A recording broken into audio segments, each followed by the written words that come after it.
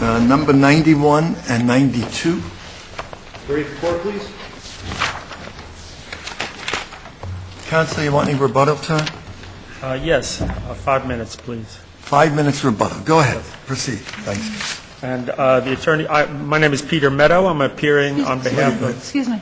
I think... No, there's one counsel arguing for both, submitted. right? Is that what's happening? Yes. Oh, I see. The one counsel is arguing both Oh, cases. so you're, okay. Right, You're counsel? arguing then Yes. Abdur Rashid.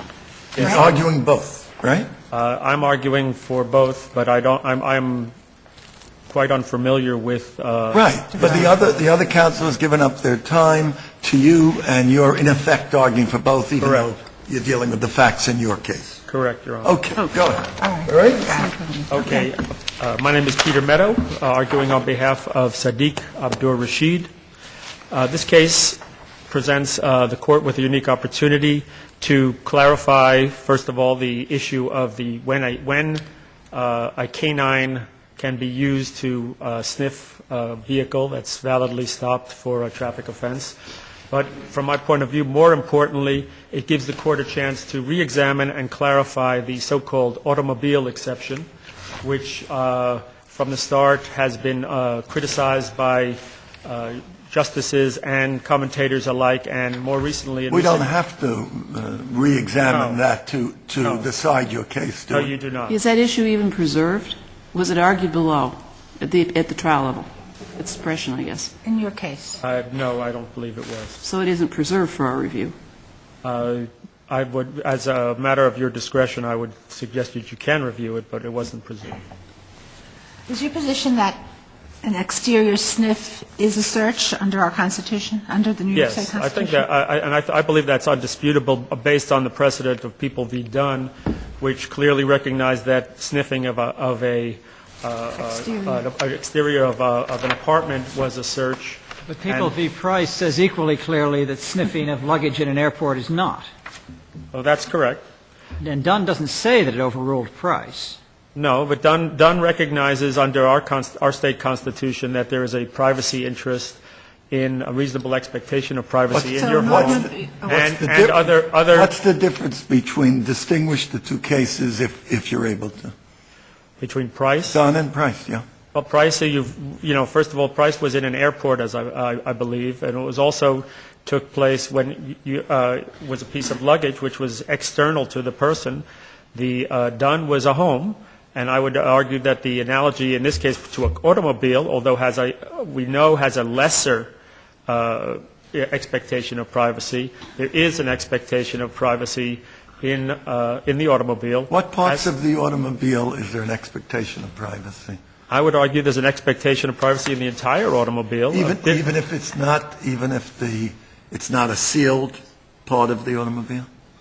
A closed part of the automobile? Well, they're talking about the exterior of the automobile. I know, Yeah. but when I'm making a distinction, I'm asking you, is there a difference between an area of the automobile that is closed, or let's say another area where you could see it by just looking in, both within the Absolutely, Your Honor. I mean, there's common sense has to apply that if I have a shotgun on the back of my window clearly visible, I don't have an expectation that a police officer can lean over and look at that. So it depends on the object? Trunk. Excuse me? So it depends on the object? No, it doesn't depend Depends on the on object. Even if I have a letter or a toothbrush or whatever it is, Well, in your case, it was I a can't trunk. expect that people will not look into that. In your case, it was a trunk, right? In my case, it was a trunk. And in the first case, it's the console. Right. So would both of those be a reasonable expectation of privacy? I would argue that there is an expectation of privacy in both of those, and that the issue of whether How is that different from someone holding their luggage at an airport? you're in a public place. A car is when I'm in my car, Isn't I the talk on the isn't the telephone. highway a public place?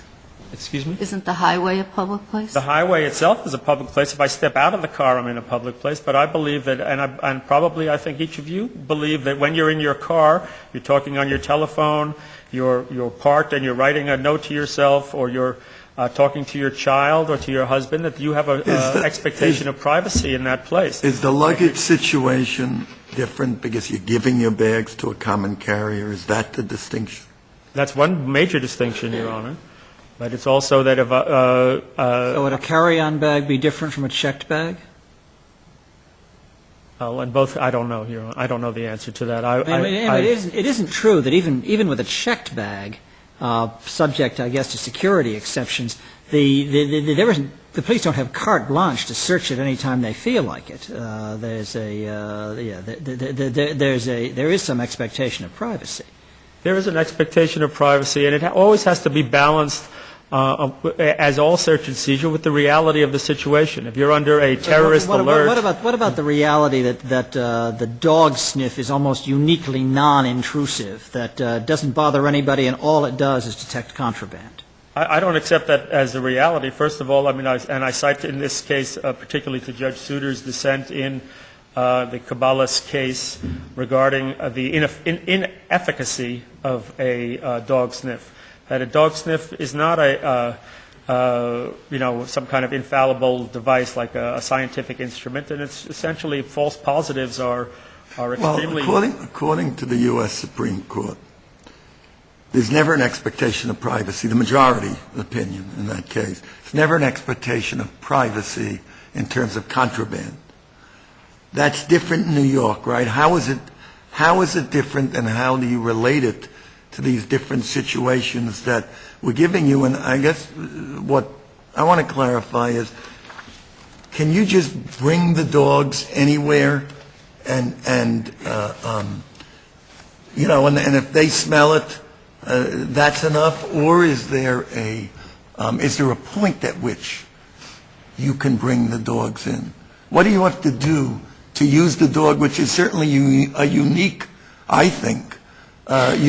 able to get the whiff of drugs or whatever it is? Well, I recognize that the dogs have utility, particularly if they're sniffing for bombs or for, but as an investigative technique, Between the dog and any of us, I assume they're able to smell the drugs in a way that the average person can't, right? Will you acknowledge that? I don't necessarily agree with that. No? Given the statistical evidence that Judge Souter cites, the dogs are not proven to be particularly adept at smelling. What if you had a gifted? What if I found a gifted human being and trained him to do what a dog can do? Is it okay for him to go around sniffing anywhere he wants? In that particular case, I guess it would be, Your Honor. So why not a dog?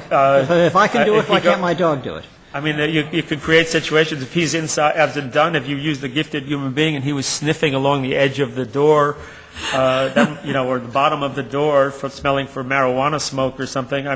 Do you have to believe that drugs are at issue to allow the dog to sniff? Does there have to be a reasonable suspicion that there are drugs and then you can let the dog? Is that the test? That's or the test, yes. If you have a reasonable suspicion that there's something wrong, there's some kind of criminality, is that the test? What's the test? Well, as I argue in my brief, the test should be reasonable suspicion. Of what? Of drugs. So you're looking more at level 3 if we were to draw an analogy to DeBoer as opposed to level 2? Yes, using the DeBoer. Why? Why isn't it level 2? Well, in measuring these levels, if you go back to the whole history preceding DeBoer, the balance is between the efficacy of the intrusion or the degree of the intrusion, the efficacy of the searching technique and the degree of intrusion, which includes whether or not it's harassing, whether or not it's, and what's the expectation of privacy. Wouldn't it have been reasonable for the police officer in your case, he stops your guy, no license plate, branches sticking out of the car, he starts questioning him, he tells him that he's going up to Schenectady and back, that he may have been on some sort of drug run? I mean, it wouldn't have been reasonable for the police officer at that point to... Well, I've been practicing criminal law for 26 years, and I've always doubted why is it reasonable when obviously a person who is driving a beat-up old car that has some kind of license plate problem or equipment failure, why is that indicative of a drug dealer? To me, a drug dealer who's driving a big car with a whole bunch of drugs should be driving a nice car and going the speed limit or under the speed limit. I never understood that was indicative of drug use. What about that logic never made sense to What me. about that very strange story? Well, I'm going up to Schenectady to keep him awake, and then he's going to drive me back to New York, and then he's going to drive back to Schenectady. Doesn't that at least awaken a little puzzle in your mind? Admittedly, it does, Your Honor. And admittedly, that's a factual issue to determine about the level of suspicion. I don't think the facts are in dispute. The question is whether or not that was the founded suspicion, as the State argues. So you don't think we can tell now whether there was a reasonable suspicion of drugs? No, I think you can. I think that there was think no you can tell and there is no reasonable suspicion of drugs, and that was the standard that should have been applied. But the standard that was applied was founded. Do you concede that there was founded suspicion at least? You know, I've been the last few days preparing for this, and I don't really understand what founded suspicion means. I mean, I read the case law, and level 2. We know I know the levels, and I've read DeBoer. Well, it must be something less than reasonable suspicion, Right, it's correct, since it's a lower level? Right. I think Does it go to isn't, as I read it, I thought maybe reasonable suspicion was suspicion of this person, whereas founded suspicion is suspicion something bad is going on here, but I don't know what it is. Is that the difference? That may be, Your Honor, or not necessarily of the person, but of the particular crime that's being committed. But the minute you say, I don't know what's going on, aren't you in effect throwing founded suspicion out the window? If you don't know what's going on, what are you suspicious of? I'm not clear what the question is, Your Honor. In the definition of founded suspicion, you concede that you don't know what it is. I don't truly understand clearly what it is if I have to define it for the court. Well, it seems to be defined more by what it's not. Right. It is not reasonable suspicion. It's not reasonable suspicion. I think that these levels of DeBoer are balanced. The reason why the DeBoer standard is balanced about the level of intrusion, that this is a balancing test. So you would apply the same level then you would apply the same level to the exterior of the car that you apply to the common hallway and the apartment building then? Yes, I would. To the whole, again, we thought you made an exception. We said if it's in plain sight, that's different. Exactly. We're talking about the it's exterior of the car. closed. I'm talking about the use of the canine. Yeah, About the use but of are the we canine. talking about the closed area of the car, or are we Right. talking about anything in the interior of the car? Well, the closed area of the car, as opposed to something that's a plain dent view. or something that's visible to the public. Okay, so it's closed that you can't see.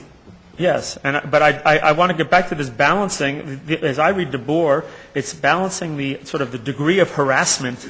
Nobody likes to be pulled over by a policeman. Nobody likes to be But questioned. compare, to Judge Reed's question, is there a difference in the expectation of privacy between the home and the closed area of the car, closed areas of Of course there is, and the court has recognized it. All courts have recognized that you're out in a vehicle, the vehicle is regulated, the home is your castle. We know that from the common law and from the case law. But in your argument, there's still enough of an expectation of privacy that you can't just have the dog sniffing around unless what?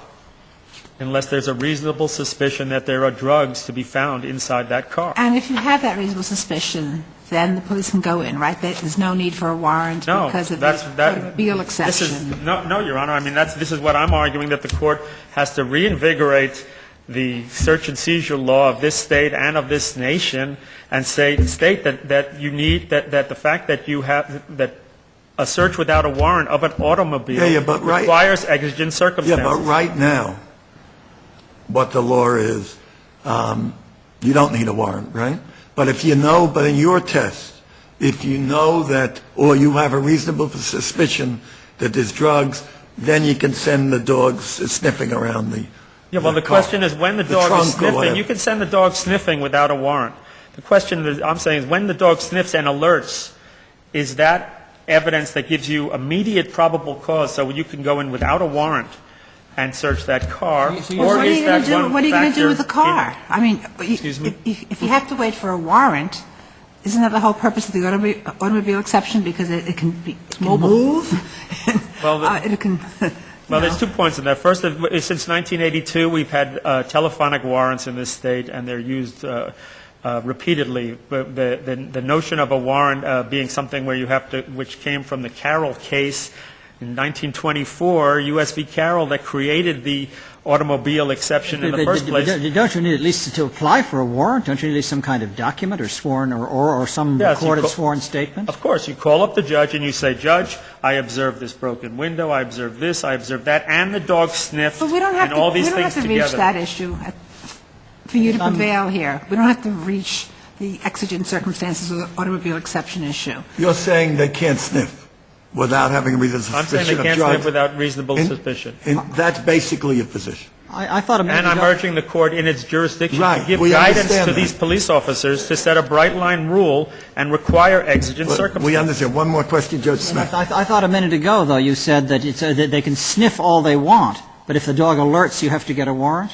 I'm saying that is one factor that yes, I'm You're saying, saying not saying that- they can sniff all they want. I'm saying that they can't bring out the dog unless they have reasonable suspicion. Okay. That may or may not You're saying- elevate to you're a probable saying cause. reasonable suspicion of drugs. Right, and the Okay. dog may Let's elevate hear- to probable okay, cause, let's- which may support a warrant. Let's hear from your advocate. Yeah, we get what you're saying after that. Go ahead. Thank you, Your Honor. My name- Counselor, what's the test? Can the dog sniff without a reasonable suspicion of drugs in this particular context of the car? Yes, they can. Why? Your Honor, well, because first of all, Why in relation to our law and precedent in this state? What about Dunn? well, because I think Dunn, though it reached what could be called the right conclusion in the case, the right resolution, really ignored the logic of Price. And Price said, when the dog sniffs outside the luggage, there is no intrusion. But And doesn't when that there- imply that Price is no longer good law, or at least the rationale of Price is in question? No, it doesn't, Your Honor, because what I would say is that when Dunn was decided, they didn't even consider those passages from Price. They focused only on the lesser expectation of privacy that a person has when they're flying and when their luggage is subject to search by whomever is doing the searching at the airport. But one voluntarily submits to that search. One voluntarily checks their luggage or goes through a magnetometer. That's voluntary. That's true, but that doesn't change the fact that when the Price court reviewed that circumstance, they found that you have a privacy interest in your luggage and that when a dog sniffs on the exterior of it, they're not intruding into that area. That those odors, when they're emanating from You whether see no it's- difference between that situation and the car versus the home? I see a difference between the home and the car and the luggage. Yes, I would acknowledge that bringing a dog with a team of police officers to walk into a locked common hallway of a apartment Why building. is that different than the car? Because when Put you're... those two, forget Price for the second. Put the Dunn situation versus the car. Why is that different? If you have certainly some right to privacy in the locked areas of the car, the closed area of the car. The difference is that no court, and this court has never, and others, the U.S. Supreme Court, ever afforded the same privacy interest to a car that What an about individual- Class? What about that case? Well, Class talked about an invasion into the car to open up areas which were not otherwise What's the observable. difference between the trunk in Counselor's case and that? The trunk in the Abdul Rahim Yeah, case? yeah. And this- Why is that not a locked, closed area of the car? Because in Class, what the officer did was physically intrude into the space with the officer's own hand to move some papers aside, physically alter the protected area of the car in order to make an observation that he wouldn't have been able to Is otherwise. that just a difference in degree, or is that a real difference? I think it's a real difference, Your Honor. You're saying that once the odor is out of the container, anybody who wants to smell it can smell it? I would say that's accurate. Absolutely, Your Honor. Why? How is that different from, say, the sound waves on the phone booth? If you can you listen or attach a listening device to the outside of a phone booth, and once the sound waves seeps through, we're free to listen? Well, Your Honor, one of the biggest differences when you do that, you're observing or you're trying to make observations of things that are definitively non-criminal in nature, possibly. Conversations occurring in the phone booth could be about anything. Yeah, but that doesn't. But if that doesn't seem to go to the principle that you're arguing for. That the open air is plain in plain smell. Well, what I would argue that in that to that point, that when you make a conversation inside a phone booth, it's a locked structure in which you're speaking on a phone. You're conducting that in a conversation which is a private area. It's a private phone line. It's more a private area than a locked trunk? It's more a private area Why? than, well, it's not a more private area than the locked trunk. I don't say that. But I do say that when you have an object in your trunk that you know emits an odor, you have no expectation of privacy in that odor emanating from Do you your think car. the dog is, getting back to what we asked your adversary, is the dog a unique instrument, that nobody else can really tell, and the dog is the only one who can say it, as opposed to Judge Smith's hypothetical about you train a person? I think that the dog would qualify as a piece of technology to an extent, not exactly a novel one, but certainly I'm not going to argue that a human can ever smell to the degree of accuracy that a dog could, but it certainly does raise the possibility of training to detect odors faintly with the human nose, how good that a person becomes, whether or not specialized and adaptive training would ever give a person an ability far and beyond someone else to be able to Police detect officers those testify things. all the time that they're familiar with the odor of marijuana from their training, and that as they came upon the scene, they smelled the odor of marijuana, and that caused them to do such and such. That's okay. I mean, I assume no one has ever said that's not okay. As far as I'm concerned, that's accurate. So are you making the argument that if a person can use his training, a dog can use his? I would say that that the police can use the dog to do the exact same thing. What do the police have to have to allow the dog to go sniffing around? Let's say in a situation of your adversary's case, what do they need to have to bring the dog and let them go around into these, let's say, closed, locked areas of the car and sniff around? What do they have to know about the defendant? Well, I would say that they don't have any right to have the dog enter into a closed, locked area, but to bring the dog into behind the Do truck. they have to have any suspicion of anything, or the dog is always a valid tool to just go and sniff around about any? Let's assume you had a legitimate stop of a car. Then once you stop, regardless of what the police officer is thinking, can the dog go around and sniff? Yes, Your Honor, it can. It doesn't matter the level with the boredness, 2, 3, or any of that. No, and one of the You issues... concede that he can't prolong the stop. Right. I would concede you can't prolong the stop. Now, if you have a situation, in our case, where we had 2 officers on the scene, now it so happened that the officer that was the dog handler was also conducting the interview, but if the situation had been reversed, and the dog handler had taken the dog out to walk around the car, as the other officer got the standard answers to license registration. But the dog is just a legitimate, normal inquiry in your mind. It is, Your Honor. It's And that normal inquiry is different than the normal inquiry of taking the dog around to apartment doors and sniffing. How so? Well, because when you stop a car, you've already focused your attention specifically on that person. You've already seized them for the moment. There is no unfettered discretion that the police are just going to randomly stop cars to have dogs smell them. Whereas in an apartment building, if that law were extended, it would be conceivable to take the dog to walk in front of 10, 12, 15 different apartment doors. Would it be okay to take a dog and let him run around the parking lot of a mall, just smelling any car he wanted to? Any parked car? Yeah. No, Your Honor, I would So submit... what would be the difference? Why The not? difference is that in this case, the car had been pulled over and had legitimately attracted the attention of authorities. Well, my point is, what was so legitimate about letting the dog sniff the car? I don't think that there needed to be anything specific to the dog's capabilities in order to use him. So then it would be all right to let him run around the parking lot of a mall? No, because then you're still confronted with the initial approach questions from DeBoer. There has to be some reason to approach a car. Isn't this more similar with Judge Jones's question? For example, those of us who live in New York City, there are bomb-sniffing dogs everywhere. There are bomb-sniffing dogs in Grand Central Station, at Port Authority, et cetera, and you could just be walking past and a dog can alert, and you may not be carrying a bomb or any...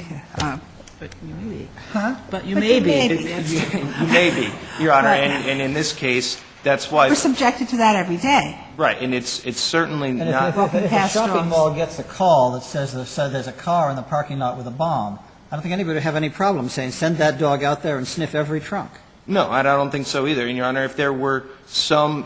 So why can't you use the founded suspicion test then? Wouldn't that cover these situations? You can, Your Honor, and from a practical standpoint, I imagine that would be the level at which most officers would probably choose to take the dog out of the So car. you're saying that if you think that there's something amiss, you don't know what it is, you really, it's a very, very vague kind of feeling, which we're all kind of grappling with what founded suspicion means, that's enough. That's the rule you want to...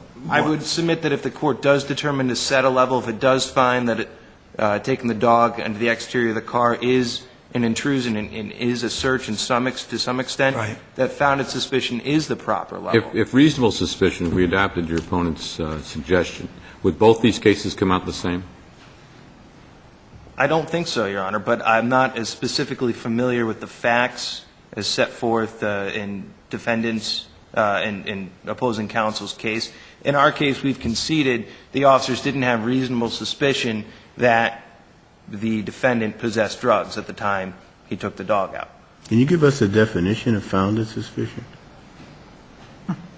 The actual definition? I think that would be tough. I agree. So even though we don't know what it is, we know it's enough. Well, Your Honor, what I would submit, the best way to express founded suspicion is that an officer is confronted with a situation in which the people he's interacting with appear to be actively trying to hide something from him or are engaging in activities that are not completely Well, again, consistent. he knows it when he sees it, but we're not able to really say exactly where to draw the line. That's enough. Well, I think in this case it's clear that there was a founded suspicion. Well, aren't we truncating? I mean, it's founded suspicion that criminality is afoot. I mean, it's not just those two words, isn't it? I mean, there must be a founded suspicion that Yes. criminality of some type is afoot. So how is that prevalent in your case? Because all you had was a stop, and you had some discussion about the ownership of the car and Well, what the happens? licensure of the driver. There's What nothing happens- else there other than that. Well, when the trooper stops the car, he asks for the defendant's name and license. He can't produce a license. They can't produce a registration. He gives them a name and a date of birth.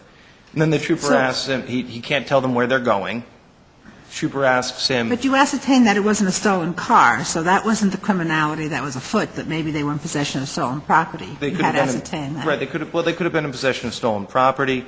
They could have been in This possession of dog is- drugs. Saying that they weren't. guns. This dog is specifically trained to sniff for drugs, isn't that so? It is, yes. So in your definition or for founded suspicion, it would have to be founded suspicion of drug activity, would it not? No, I don't think so, Your Honor. I think that founded suspicion of criminal activity covers So if they- a if they- wide if they- range of If criminal they had a activity. founded suspicion that there was a dead body in the trunk, but the dog doesn't know how to sniff dead bodies, you're saying nevertheless it's okay for him to send the dog sniffing? That doesn't make a lot of sense to me. Well, conceivably, if there was a founded suspicion that there was a dead body in the trunk, I would hope they have more information to back that up. But the specific utility of the dog and what's really a useful technique is that the dog quickly confirms or dispels the presence of drugs in that car. But the bottom line is that our precedent done doesn't apply because it's not a home. Absolutely, Your Honor. Okay. If I could, I thought you concede then that DeBoer is triggered, at least at some low level, maybe the first level of DeBoer is triggered by sniffing an empty car in a parking lot? I think that if the court wants to apply that, yes, that it's the same way that Yes, I think it would be. I think it would be implicated at least at the first level But I of mean, DeBoer. as far as I read DeBoer, it's talking about the right to interfere with the comings and goings of people. I agree, Your Honor. But then again, DeBoer, I don't think when it was decided was ever really meant to apply to vehicle and traffic stops or dogs sniffing outside of apartment buildings, but the language has been used in such a way that it now applies to much more than just police-citizen encounters on the street. Okay, counsel, thanks. Thank you. Counsel?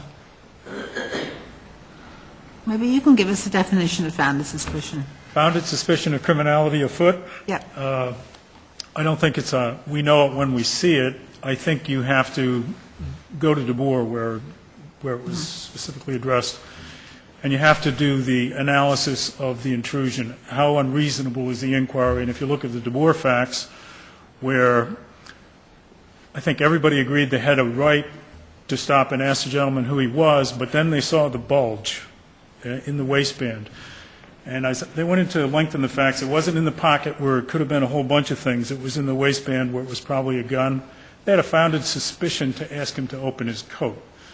I think that's more than we know it when we see it. I think it's a balancing test that we're going to require the suppression court to address in terms of the utility of the approach. But if it's less than reasonable suspicion, what is it, suspicion that's not reasonable?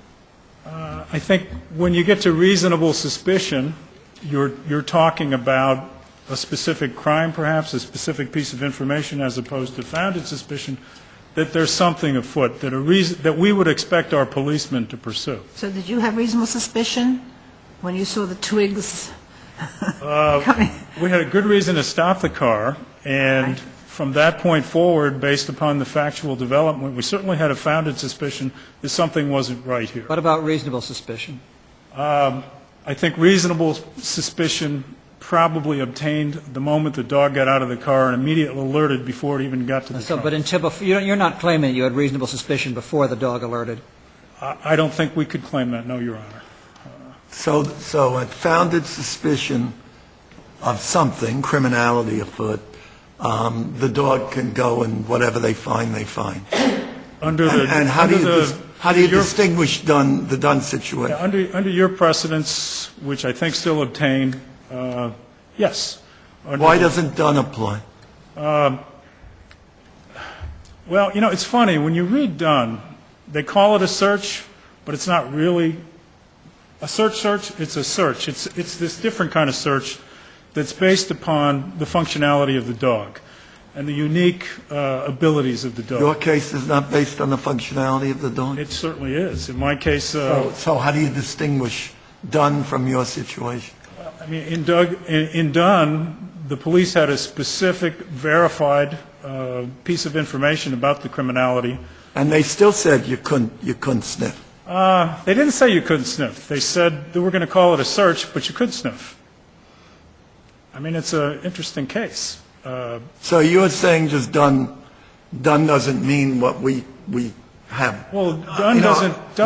We have said it means. I like the Dunn case. I think it means something different. I like the Dunn case. Why do you like it? Go ahead. It's different. Well, I like, for example, that the court in Dunn did a very thorough analysis of the use of a dog and found that the dog was unique. The dog had unique capabilities, and so again, I don't understand. How do you distinguish it from your situation? You're saying Dunn gives... I mean, you admit that if in Dunn the officers had no more than you had here, they couldn't have sniffed at the doorway of the apartment.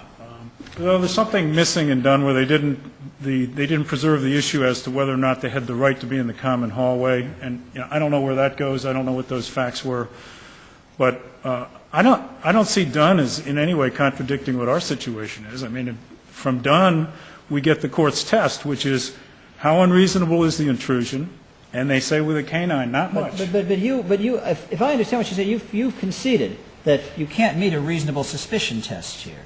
And Dunn applies a reasonable suspicion. At the point the dog comes out of the car, I don't think we're at the reasonable suspicion, although you could argue it. And in Dunn you were. In Dunn, the holding was they had reasonable suspicion before the dog started. Let me correct that on our case, because I think you probably could argue there was reasonable suspicion. It wasn't necessary to the result. But if you couldn't, If you if there couldn't, was no, let's say there was no reasonable suspicion, then what?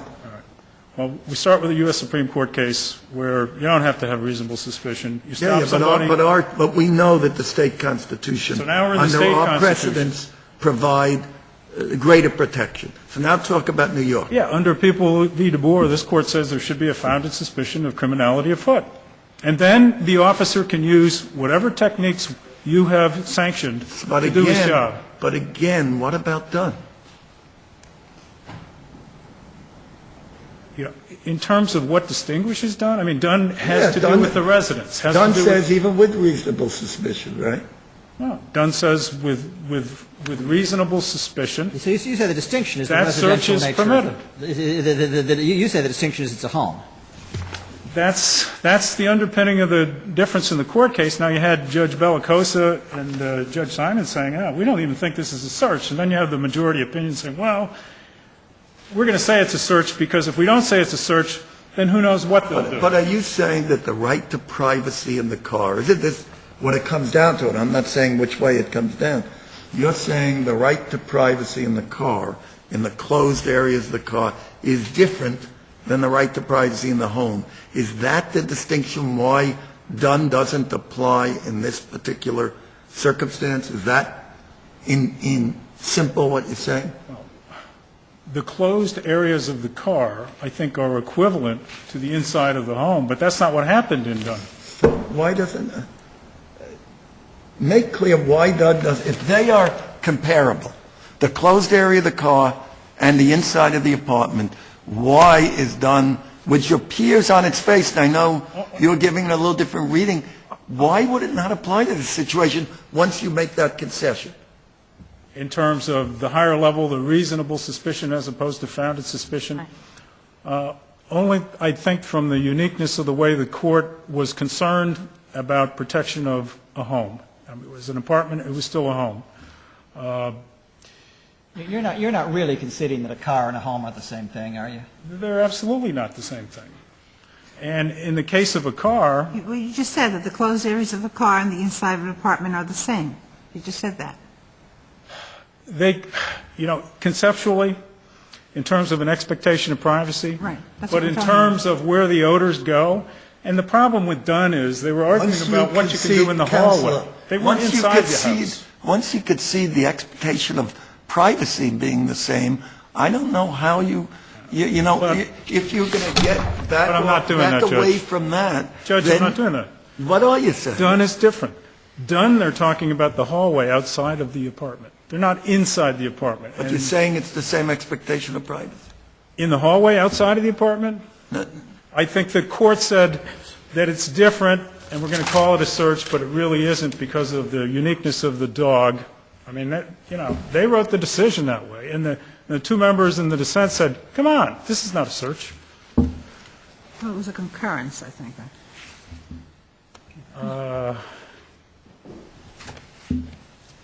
Anyhow,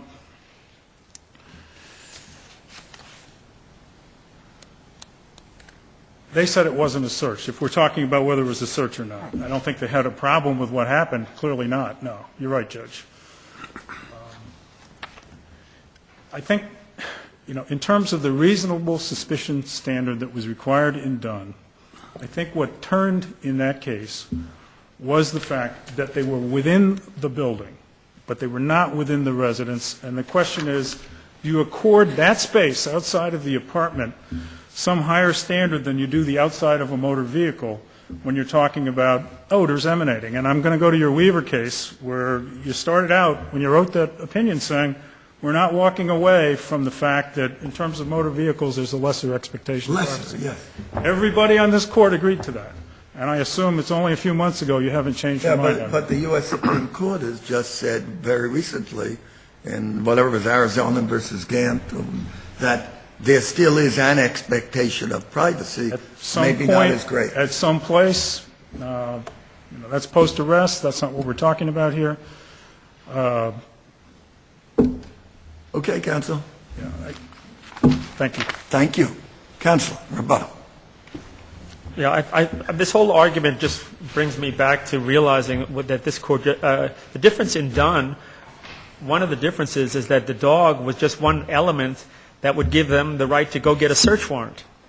And this whole issue that a dog that has been proven to be not a very fallible investigative technique. Is that your strongest argument? You said that about 3 times, that the dog is not a reliable... No, well, because the question, why should a dog that's not reliable give me the chance to go into the car, anywhere in the car, and search the car?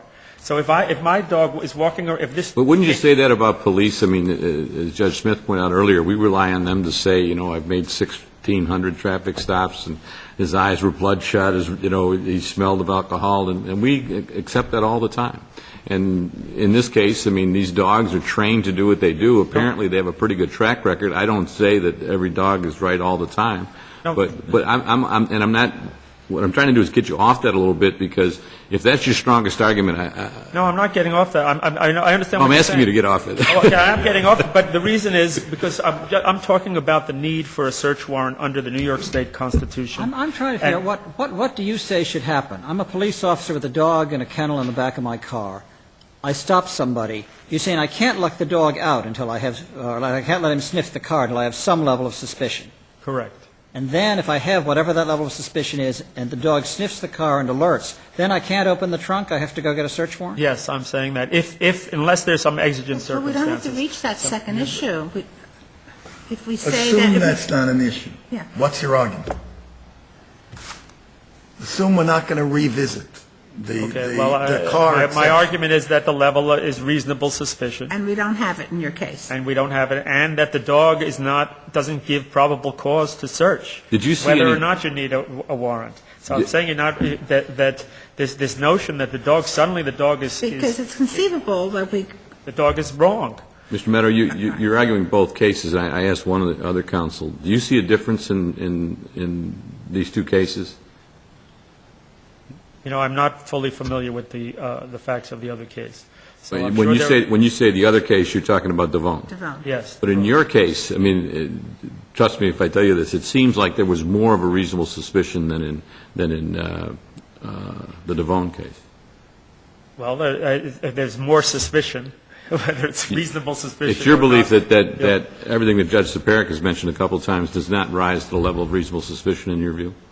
In my case, I do not believe it rises to this notion about nervousness, this notion about that the car somehow has vehicle violations, means that there's drugs in the car. No, the branches, the explanation. Again, well, there was the driver wasn't bleary-eyed or stumbling, or he didn't appear drunk or stoned. No, you're making light of my question. No, I'm not. I'm saying because how do branches in the car... Stick with me. Okay, sorry. Devon has the facts that it has, and I appreciate that that's not your client, so you're not as familiar with it.